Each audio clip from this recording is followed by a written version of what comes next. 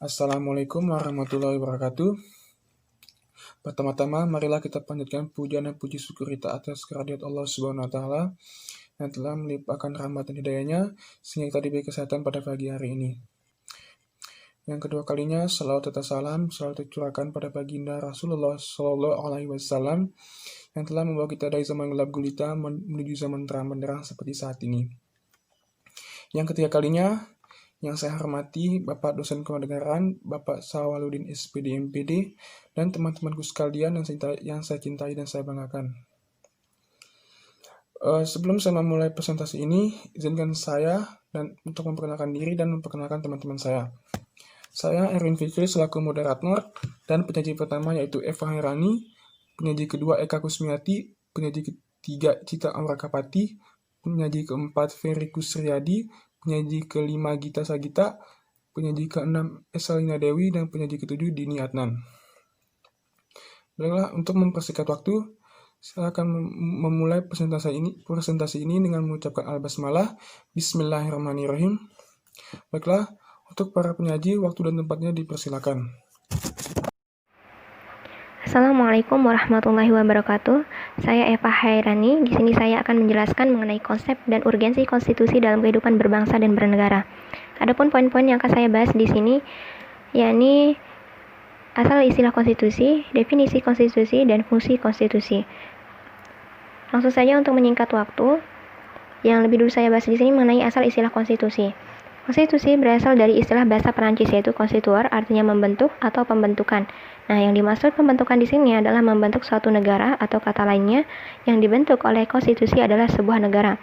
Nah, suatu negara tidak akan dapat terbentuk apabila tidak ada konstitusi di dalamnya, sehingga dapat dikatakan bahwa konstitusi menjadi pondasi atau dasar berdirinya dan terbentuknya suatu negara atau pemerintahan. Nah, konstitusi juga dikatakan sebagai hukum dasar atau undang-undang dasar, yang mana istilah tersebut menggambarkan keseluruhan sistem ketatanegaraan suatu negara. Adapun yang kita ketahui bahwa suatu negara dapat terbentuk apabila memenuhi 4 syarat, yakni adanya wilayah, penduduk, pemerintahan, dan pengakuan dari negara lain. Kita garis bawahi di sini kata pemerintahan. Seperti yang saya jelaskan sebelumnya, suatu pemerintahan tidak dapat terbentuk tanpa adanya konstitusi, sehingga dapat dikatakan bahwa konstitusi sebagai dasar terbentuknya suatu negara. Selanjutnya mengenai definisi konstitusi itu sendiri dapat kita simpulkan dari apa yang sebelumnya saya paparkan, di mana konstitusi merupakan seperangkat aturan atau hukum yang berisi ketentuan tentang bagaimana pemerintahan itu diatur dan dijalankan. Oleh karena aturan atau hukum yang terdapat dalam konstitusi tersebut mengatur hal-hal yang amat mendasar dari suatu negara, maka konstitusi dikatakan pula sebagai hukum dasar yang dijadikan pegangan dalam penyelenggaraan suatu negara. Konstitusi juga sebagai jaminan yang paling efektif dalam menjaga agar kekuasaan yang ada dalam suatu negara tidak disalahgunakan dan hak asasi manusia atau warga negara tidak dilanggar dan tidak adanya saling tumpang tindih. Kemudian untuk urgensi dari konstitusi itu sendiri, yang mana konstitusi sangat penting artinya bagi suatu negara dikarenakan kedudukannya dalam membatasi dan mengatur kekuasaan suatu negara. Konstitusi dapat dimaknai secara sempit maupun secara luas, di mana konstitusi dalam arti sempit hanya mengandung norma-norma hukum yang membatasi kekuasaan yang ada dalam negara, sedangkan konstitusi dalam arti luas adalah keseluruhan dari ketentuan-ketentuan dasar atau hukum dasar baik yang tertulis, tidak tertulis maupun campuran keduanya. Tidak hanya sebagai aspek hukum, melainkan juga non-hukum. Kemudian, fungsi konstitusi. Di sini saya akan membahas 4 poin dari fungsi konstitusi. Yang pertama sebagai landasan konstitusionalisme, di mana konstitusionalisme menganggap bahwa suatu undang-undang atau konstitusi adalah jaminan untuk melindungi rakyat dari perilaku semena-mena pemerintah. Dengan demikian, konstitusionalisme melahirkan suatu konsep larangan yang disebut sebagai negara konstitusional atau the constitutional state, di mana undang-undang dasar menjadi instrumen yang paling efektif dengan menjalankan konsep rule of law atau negara hukum Rechtsstaat, di mana konstitusionalisme mendasari konstitusi baik dalam arti luas maupun arti sempit. Yang kedua, konstitusi sebagai rangka dasar hukum, artinya memberi suatu rangka dan dasar hukum suatu negara untuk perubahan masyarakat yang dicita-citakan dalam tahap berikutnya. Yang ketiga, konstitusi sebagai penjamin hak asasi manusia, Nah, di mana konstitusi memberikan perlindungan terhadap hak asasi manusia, sehingga dengan adanya konstitusi maka setiap penguasa dan masyarakat wajib menghormati hak asasi manusia dan berhak mendapatkan perlindungan dan jaminan dalam melakukan kewajiban dan mendapatkan haknya. Yang keempat, sebagai pembatas kekuasaan pemerintah, di mana perlunya membatasi kekuasaan negara oleh pemerintah yang cenderung pada tindakan sewenang-wenang untuk mewujudkan demokrasi. Peran konstitusi mengatur jalannya kekuasaan dan membatasinya melalui aturan guna menghindari terjadinya kesewenangan yang dilakukan penguasa terhadap rakyatnya serta memberikan arahan kepada pemerintah untuk mewujudkan tujuan negara. Dan juga agar pemerintah tidak semena-mena terhadap rakyat dan menjamin hak-hak dasar kebebasan warga negara dengan ketentuan hukum yang mengaturnya.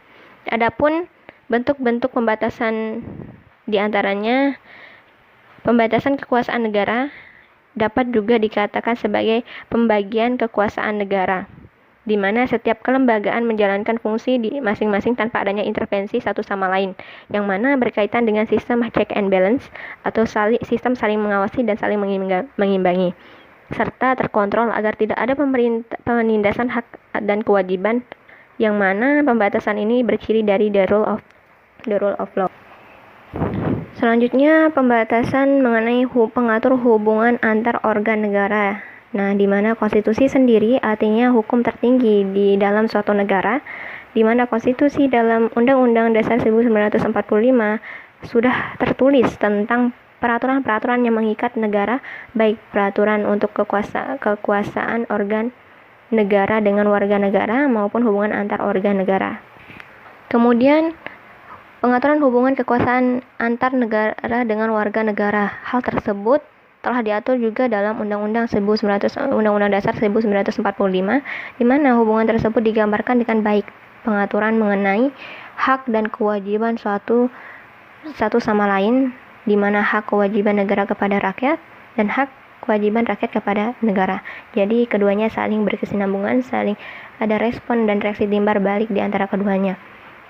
Dan selanjutnya, pemberian legitimasi kepada kekuasaan penyelenggara negara. Nah, di mana legitimasi ini merupakan pengakuan masyarakat terhadap hak moral pemimpin dalam memerintah, membuat dan melaksanakan keputusan politik. Jadi, dengan adanya pengakuan atau pemberian legitimasi dari rakyat kepada pemerintah memudahkan seorang pemimpin dalam menjalankan kebijakannya dan mengatasi permasalahan-permasalahan yang dihadapi negara. Selanjutnya yaitu pengalih wewenang kekuasaan dari rakyat kepada pemerintah. Yang dimaksud di sini yaitu penyalur kewenangan dari sumber kekuasaan yang asli yang dalam sistem demokrasi adalah rakyat kepada organ negara. Berikutnya fungsi simbolik yaitu sebagai pemersatu atau symbol of unity sebagai rujukan identitas dan keagungan kebangsaan serta sebagai center of ceremony. Selanjutnya sebagai sarana pengendalian masyarakat atau social control, baik dalam arti sempit hanya di bidang politik maupun dalam arti luas yaitu mencakup bidang sosial dan ekonomi. Yang terakhir di sini yaitu sebagai sarana rekayasa dan pembangunan masyarakat atau disebut dengan social engineering of social reform. Sekian dari saya, kemudian akan dilanjutkan oleh penyaji berikutnya. Assalamualaikum warahmatullahi wabarakatuh. Perkenalkan, nama saya Eka Kusmiati dengan NIM G1C019022. Di sini saya akan menjelaskan tentang perlunya konstitusi dalam kehidupan berbangsa dan bernegara di Indonesia. Sepanjang sejarah, perkembangan hadirnya sebuah bangsa, konstitusi adalah bagian inborn dari sistem ketatanegaraan bangsa-bangsa di dunia. Kehadiran konstitusi merupakan syarat mutlak bagi sebuah negara. Konstitusi tidak saja memberikan gambaran dan penjelasan mekanisme lembaga-lembaga negara. Lebih dari itu, di dalamnya ditemukan relasional antara hak dan kewajiban warga negara. Konstitusi merupakan sosial kontrak antara yang diperintah dengan yang memerintah. Oleh karena itu, Aristoteles dalam bukunya yang cukup terkenal, yaitu Politics, mengemukakan bahwa perundangan terbaik yang disetujui oleh warga tidak akan banyak berarti, tidak dilandaskan secara efektif pada prinsip dasar konstitusi. Dalam kaitannya dengan nilai suatu konstitusi ini, Karl Lewinstein memandang nilai konstitusi dari dua hal, baik sisi teoretik maupun praktik atau realitas empirik implementasi dari konstitusi berikut. Lebih lanjut, Karl Lewinstein memberikan 3 tingkatan nilai dalam konstitusi, yaitu nilai normatif, nilai nominal, dan nilai semantik. Yang pertama, nilai nominal. Artinya, ada bagian dari norma konstitusi yang hanya dijadikan pajangan saja dan tidak pernah dapat diimplementasikan atau diterapkan dalam realitas kehidupan bernegara yang dapat dikarenakan situasi politik. Yang kedua, nilai normatif memiliki arti yang sebaliknya dari konstitusi yang bernilai nominal. Ini berarti bahwa konstitusi normatif memiliki living constitution, yakni norma konstitusi yang hidup dalam penyelenggaraan kekuasaan negara, norma konstitusi yang sungguh-sungguh ditaati. Ketiga, nilai semantik, artinya norma konstitusi yang mengandung makna yang ideal sebagaimana dicita-citakan berjoys liberal untuk perlindungan hak-hak sipil dan politik bagi individu. Dalam praktik norma-norma konstitusi tidak terimplementasikan, tetapi hanya dijadikan jargon atau semboyan biasa. Buktinya, kaum borjuis melakukan penjajahan yang melanggar hak asasi manusia. Dengan demikian, dari 3 nilai konstitusi tersebut yang relevan, memenuhi karakter konstitusi yang responsif, tentu konstitusi yang bernilai normatif, yaitu norma yang mencerminkan nilai-nilai kehidupan dalam masyarakat. Kemudian di sini ada beberapa poin pentingnya konstitusi dalam suatu negara. Di sini ada 5 poin. Yang pertama, sebagai diskursi paradigmatik pembangunan berkelanjutan di Indonesia. Paradigma mengenai pentingnya pembangunan di Indonesia telah tercantum dalam konstitusi. Hal ini bisa dikenal dengan istilah Grand Constitution. Istilah ini bukan merupakan istilah yang baru, sebab istilah ini telah ada sejak tahun 1970-an. Istilah tersebut sudah sering dipakai untuk menggambarkan keterkaitan suatu dengan ide perlindungan lingkungan hidup. Penggunaan istilah grand di depan suatu kata kerja atau kata siat adalah memberikan tekanan bahwa upaya penyadaran dan keterkaitan antara isu perlindungan lingkungan dengan kegiatan yang diimban. Penuangan kebijakan lingkungan ke dalam produk perundang-undangan juga bisa diterjemahkan dalam bahasa Inggris dengan grand legislation. Karena itu, jika norma hukum lingkungan tersebut diadopsikan dalam teks Undang-Undang Dasar, maka hal itu disebut Grand Constitution. Kemudian, poin yang kedua yaitu sebagai politik hukum pembentuk lembaga negara yang diatur dalam Undang-Undang Dasar. Penyelenggaraan pemerintahan Indonesia harus berdasarkan Undang-Undang 1945. Dalam hal ini, lembaga-lembaga negara yang diatur dalam Undang-Undang 1945, lembaga-lembaga negara tersebut yaitu MPR, DPR, DPD, Presiden, MA, MK, BPK, KY, KPU, TNI, dan Polri. Selain itu, ada juga lembaga negara yang diatur dalam Undang-Undang Dasar 1945 seperti dalam Undang-Undang yaitu PP, Perpres, dan Kepres. Contoh lembaga tersebut antara lain One Team Press, LSV, BNPT, dan KHN. Pembentukan lembaga negara yang tidak diatur dalam Undang-Undang Dasar 1945 memiliki fungsi yang hampir sama dengan lembaga yang diatur dalam Undang-Undang Dasar 1945. Eksistensi lembaga negara yang tidak diatur dalam Undang-Undang 1945 adalah lembaga negara pendukung bagi lembaga negara yang diatur dalam Undang-Undang Dasar 1945. Sekian dari saya, poin 3, 4, dan 5 akan dilanjutkan oleh teman saya. Kepadanya saya persilakan. Sekian dari saya. Assalamualaikum warahmatullahi wabarakatuh. Bismillahirrahmanirrahim. Assalamualaikum warahmatullahi wabarakatuh. Perkenalkan, nama saya Cita Aura Kapati dari Kimia 19 dengan NIM G1C019018.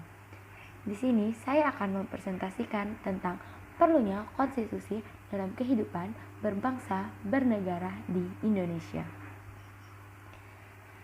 Yang ketiga, sebagai tanggung jawab negara dalam melindungi penganut diskursus indigen religion teori spektur hak asasi manusia.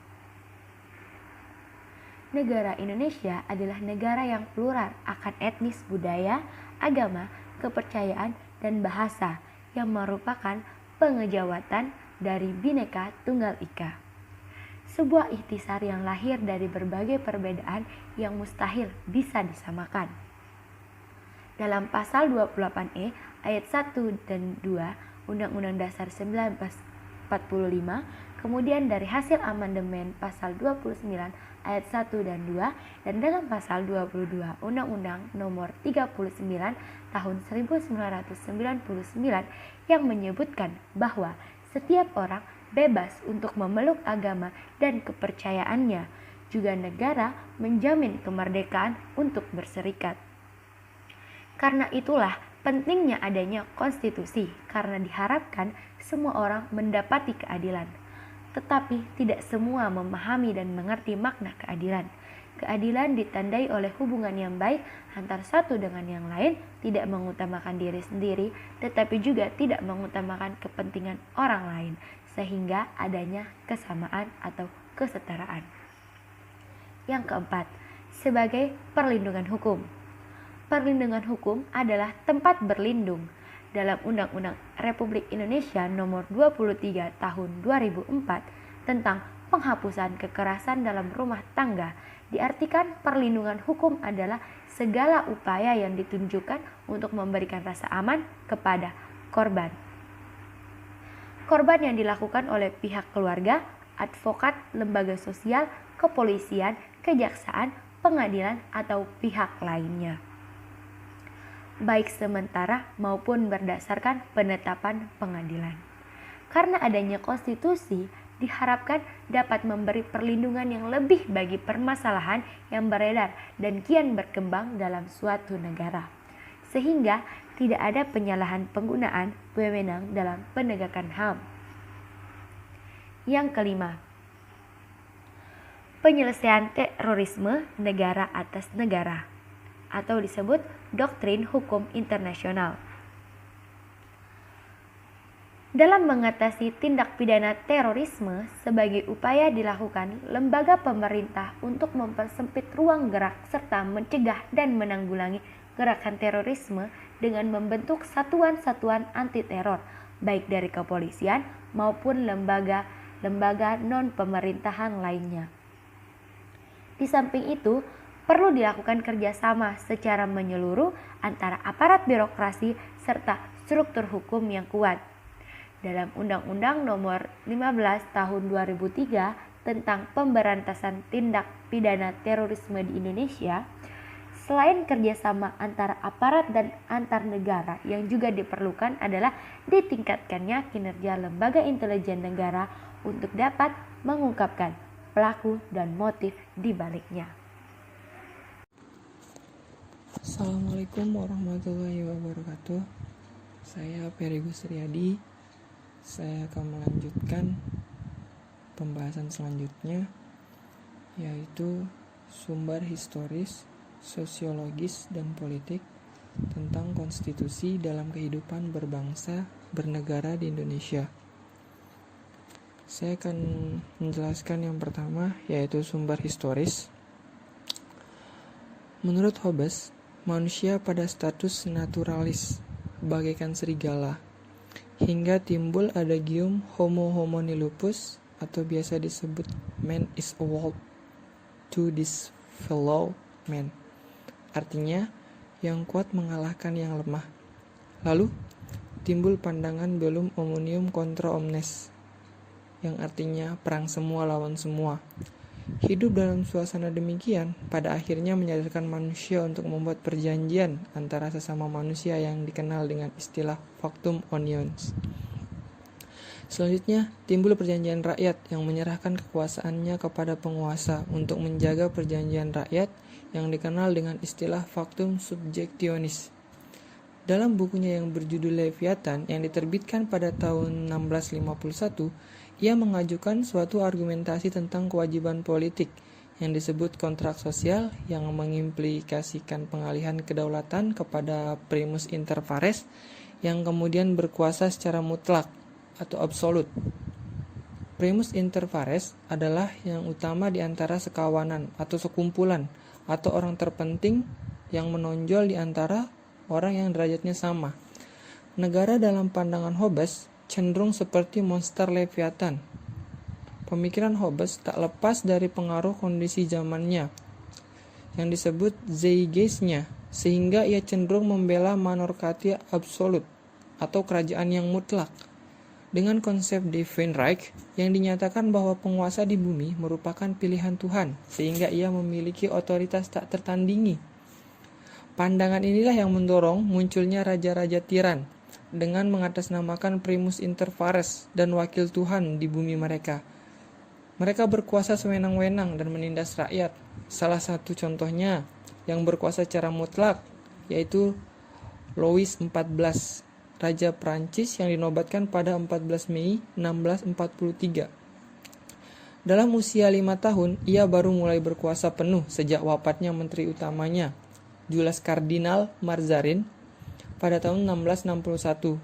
Louis IV dijuluki sebagai Raja Matahari atau disebut Le Roi Soleil atau Louis yang Agung, Louis le Grand atau Le Grand Monarque. Ia memerintah Prancis selama 72 tahun, masa kekuasaan terlama monarki di Prancis dan bahkan Eropa. Seiring berjalannya waktu, Louis XIV meningkatkan kekuasaan Prancis di Eropa melalui 3 peperangan besar. Yang pertama Perang Prancis-Belanda, yang kedua Perang Aliansi Besar, dan yang ketiga Perang Suksesi Spanyol antara tahun 1701 sampai 1714. Louis XIV berhasil menerapkan absolutisme dan negara terpusat. Ungkapan L'État c'est moi atau negara adalah saya sering dianggap berasal dari dirinya. Walaupun ahli sejarah berpendapat hal ini tidak tepat dan kemungkinan besar ditiupkan oleh lawan politiknya sebagai perwujudan stopir absolutisme yang dia anut. Selanjutnya gagasan untuk membatasi kekuasaan raja atau dikenal sebagai dengan istilah konstitusionalisme yang mengandung arti bahwa penguasa perlu dibatasi kekuasaannya dan karena itu kekuasaannya harus diperinci secara tegas sebenarnya sudah muncul sebelum Louis XIV dihukum dengan guillotine. Dalam rentetan sejarah tersebut, penegakan HAM Anda akan menemukan beberapa peristiwa yang melahirkan berbagai dokumen HAM. Apakah Anda masih ingat dengan Magna Charta di Inggris, Bill of Rights, dan Declaration of Independence dalam sejarah Amerika Serikat, dan Declaration dos Droits de l'Homme de Citoyens de France. Bismillahirrahmanirrahim. Assalamualaikum warahmatullahi wabarakatuh. Perkenalkan, nama saya Gita Sagitasari. Di sini saya sebagai pemateri kelima, yakni sumber sosiologis. Seperti yang kita ketahui, sosiologis merupakan ilmu yang mempelajari tentang perilaku sosial antara individu dengan individu, kelompok dengan kelompok. Manusia sebagai makhluk sosial tidak jauh dengan yang namanya hubungan sosial, karena bagaimanapun hubungan tersebut mempengaruhi perilaku setiap orang.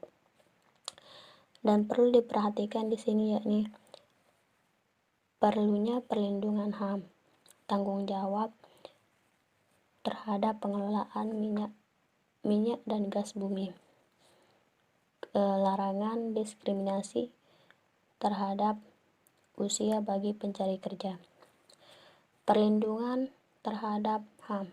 Perlunya perlindungan HAM. Pertama, HAM. HAM itu merupakan sebuah konsep hukum dan normatif yang melekat pada diri setiap manusia yang bersumber dari Tuhan Yang Maha Esa, yang tidak dapat diganggu-gugat oleh siapapun, dan itu sudah diatur dalam Undang-Undang Dasar 1945 dan Undang-Undang Nomor 39 Tahun 99 tentang HAM. Kedua, tanggung jawab terhadap pengelolaan minyak bumi, dan gas bumi. Peraturan pengelolaan bidang pertambangan pada masa Hindia Belanda diatur berdasarkan peraturan yang disebut IM 1899 dan salah satu isinya yakni ketentuan kontrak. Kebijakan minyak bumi dan gas pada masa pemerintah Orde Lama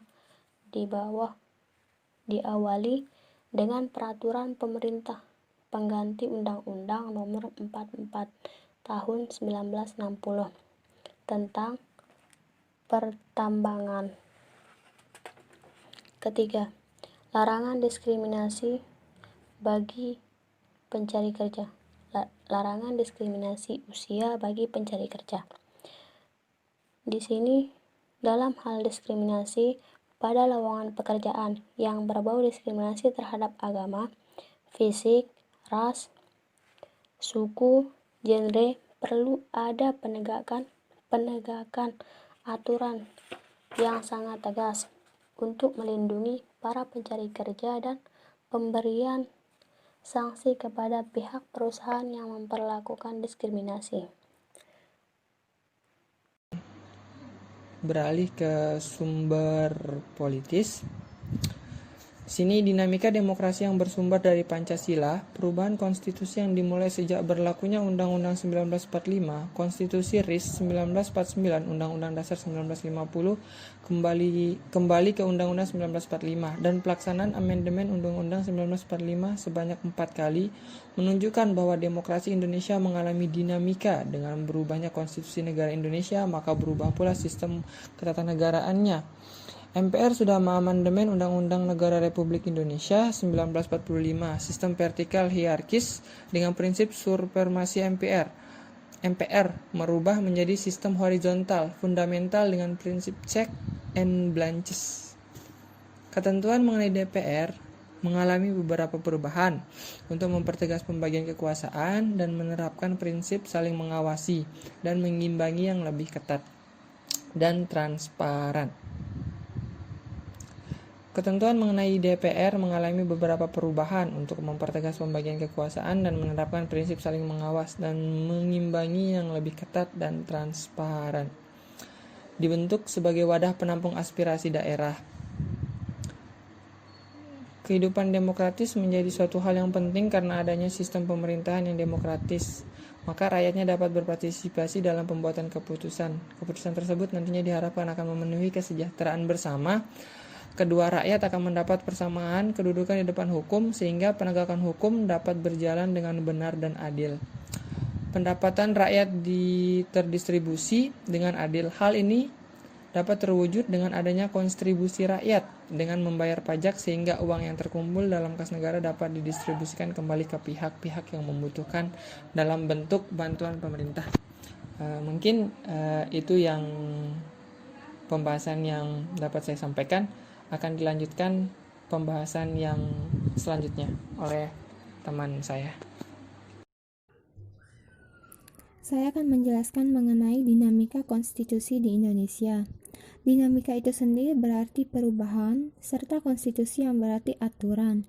Aturan baik tertulis maupun tidak tertulis, baik itu berupa undang-undang dasar, undang-undang maupun adat istiadat yang ada dalam masyarakat. Namun dinamika konstitusi yang akan saya jelaskan yaitu dinamika undang-undang dasar yang pernah berlaku di Indonesia semenjak proklamasi kemerdekaan. Pertama, Undang-Undang Dasar 1945. UUD 1945 berlaku pada periode 18 Agustus 1945 hingga 27 Desember 1949. UUD 1945 merupakan konstitusi pertama negara Indonesia setelah kemerdekaan. UUD 1945 disahkan pada tanggal 18 Agustus 1945 oleh PPKI. UUD 1945 sendiri merupakan satu konstitusi yang singkat dan sederhana di dunia. Mengapa demikian? Karena konstitusi ini hanya terdiri dari 16 bab, 37 pasal, 4 pasal aturan peralihan, dan 2 ayat aturan tambahan. Sehingga Pada sambutan pemberlakuan UUD 1945, Presiden Soekarno mengatakan bahwa UUD 1945 bersifat sementara dan dapat disempurnakan. Lalu yang kedua, periode konstitusi RIS. Konstitusi RIS berlaku saat berdirinya Negara Republik Indonesia Serikat pada tanggal 27 Desember 1949. Pada waktu itu, Belanda kembali menanamkan pengaruh imperialismenya di Indonesia. Belanda berusaha memecah belah negara Indonesia dengan membentuk negara di wilayah Indonesia. Pada saat itu, wilayah Indonesia diakui secara de facto di Persetujuan Linggajati, yaitu Jawa, Sumatera, dan Madura. Nah, karena hal ini menimbulkan perseteruan dari pihak Belanda dan Indonesia. Karena perseteruan yang kian membesar, maka PBB pun turun tangan yang akhirnya melahirkan kesepakatan pada konferensi Meja Bundar, di mana dihasilkan pembentukan Negara Republik Indonesia Serikat dengan konstitusinya, yaitu Konstitusi RIS sebagai undang-undang dasarnya. Sehingga di sini Negara Republik Indonesia hanya berstatus sebagai salah satu dari negara bagian saja. Lalu ada Undang-Undang UUDS 1950. UUDS 1950 berlaku pada periode 17 Agustus 1950 hingga 5 Juli 1959. Sistem konstitusi RIS yang dirasa tidak cocok dengan pribadi bangsa Indonesia melahirkan musyawarah yang diadakan oleh pemerintah Republik Indonesia Serikat dengan pemerintah RI, di mana musyawarah ini melahirkan kesepakatan bahwa dalam waktu yang sesingkat-singkatnya Negara Republik Indonesia Serikat akan kembali ke bentuk negara kesatuan, yaitu Negara Kesatuan Republik Indonesia. Nah, berdasarkan dengan terbentuknya Negara Republik Indonesia Negara Kesatuan Republik Indonesia atau kembalinya dalam bentuk negara kesatuan, sehingga konstitusi RIS tidak lagi berlaku. Dengan itu, akhirnya Undang-Undang Dasar yang diberlakukan pun diubah menjadi UUDS 1950. Yang keempat yaitu diberlakukannya kembali UUD 1945. UUD 1945 diberlakukan kembali sejak dikeluarkannya Dekret Presiden 5 Juli 1959. Pada awalnya dibentuk Badan Konstituante untuk menyusun UUD baru. Akan tetapi terjadi perdebatan dalam sidang konstituante yang mana menganggap hal yang paling pokok dan urgen adalah soal dasar negara dan hak asasi manusia. Nah, Badan Konstituante ini sendiri dibentuk untuk menyusun UUD baru, yang mana UUD ini diharapkan bisa membawa stabilitas politik. Akan tetapi, perdebatan dalam tubuh konstituante ini semakin lama semakin mengkhawatirkan, hingga di mana perdebatan itu sampai pada kondisi kritis, dan hal ini membahayakan negara dan bangsa. Dan karena hal itu, untuk menyelamatkan kondisi darurat negara, maka pada tanggal 5 Juli 1959, sebagai Presiden, Insinyur Soekarno mengeluarkan Dekret Presiden. Dengan dikeluarkannya Dekret Presiden pada tanggal 5 Juli 1945, Dewan Menteri melakukan sidang dan pada akhirnya mengambil sebuah keputusan, yaitu memberlakukan kembali Undang-Undang Dasar 1945. Yang kelima yaitu amandemen UUD 1945. Setelah kembali digunakannya UUD 1945, timbul tuntutan untuk menyempurnakan isi dari UUD 1945, sehingga dilakukan 4 kali amandemen, yaitu amandemen pertama pada 19 Oktober 1999 pada sidang umum MPR, yang kedua, amandemen kedua pada 18 Agustus tahun 2000 pada sidang tahunan MPR, amandemen ketiga pada 9 November 2001 pada sidang tahunan MPR, dan amandemen keempat pada 10 Agustus 2002 pada sidang tahunan MPR. Adapun tantangan konstitusi yaitu yang pertama, menjaga kemajemukan, kedua, menyatukan pemahaman mengenai penafsiran undang-undang oleh masyarakat, yang ketiga, menanamkan nilai hukum konstitusi pada masyarakat sebagai dasar nilai norma dalam kehidupan. Assalamualaikum warahmatullahi wabarakatuh. Saya Dini Septiana sebagai penyaji ketujuh akan menjelaskan tentang esensi konstitusi dalam kehidupan berbangsa dan bernegara.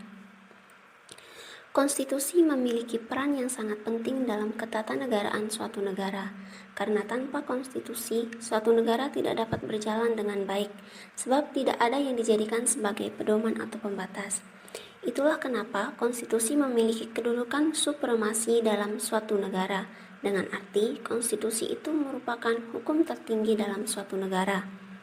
Jadi, tidak mungkin suatu undang-undang atau peraturan di bawahnya menyimpang dari konstitusi itu sendiri. Di sini kita bisa lihat tata urutan yang menggambarkan hierarki perundangan dari yang tertinggi sampai yang terendah. Tata urutan perundang-undangan tersebut pernah mengalami perubahan. Dalam Undang-Undang Nomor 10 Tahun 2004, UUD 1945 menempati urutan tertinggi. Kemudian diikuti oleh UU atau Perpu di bawahnya, sampai pada Perda. Kemudian keluarlah Undang-Undang Nomor 12 Tahun 2011 karena masuknya TAP MPR dan Perda Provinsi. Namun, tetap menempatkan UUD 1945 sebagai hukum tertinggi. Di Indonesia yang berdasarkan Undang-Undang Nomor 12 Tahun 2011 mengenai peraturan perundang-undangan, peraturan pemerintah lebih rendah hierarkinya dibandingkan dengan undang-undang atau peraturan pemerintah pengganti undang-undang. Dalam undang-undang, peraturan yang lebih tinggi bersifat abstrak dan lebih umum, dan aturan di bawahnya lebih khusus dan konkret. Sekian dari saya. Wassalamualaikum warahmatullahi wabarakatuh. Baiklah, terima kasih atas para penyaji yang telah menyampaikan materinya. Jadi, kesimpulan dari presentasi kali ini yaitu hal-hal yang dimuat dalam konstitusi. Pertama, organisasi negara, misalnya pembagian kekuasaan legislatif, eksekutif, dan yudikatif. Yang kedua, hak-hak asasi manusia dalam Undang-Undang Dasar Negara Republik Indonesia 1945. Misalnya diatur dalam bab khusus 10A, pasal 28A hingga 28J.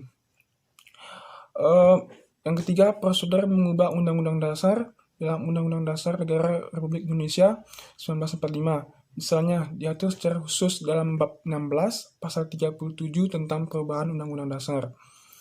Yang keempat, memuat cita-cita rakyat dan asas-asas ideologi negara. Dan konstitusi memiliki arti luas dan arti sempit. Dalam arti sempit, konstitusi merupakan suatu dokumen arti atau seperangkat dokumen yang berisi aturan-aturan dasar untuk menyelenggarakan negara. Sedangkan dalam arti luas, konstitusi merupakan peraturan baik secara tertulis maupun tidak tertulis yang menentukan lembaga negara dibentuk dan dijalankan. Baiklah, sekian dari presentasi kami. Lebih kurangnya mohon maaf. Saya tutup presentasi kali ini dengan melapaskan alhamdulillah, alhamdulillahirabbil alamin. Assalamualaikum warahmatullahi wabarakatuh.